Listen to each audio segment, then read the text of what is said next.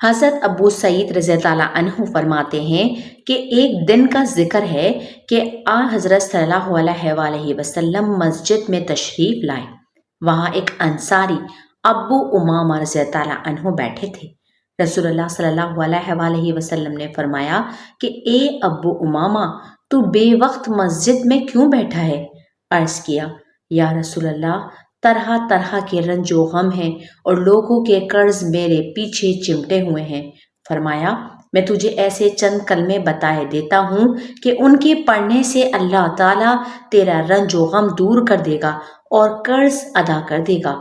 تو صبح و شام یوں کہا کر، اللہم انی اعوذ بک من الہم والحزن واعوذ بک من العجز والکسل واعوذ بک من الجبن والبخل واعوذ بک من غلبۃ الدین وقہر الرجال۔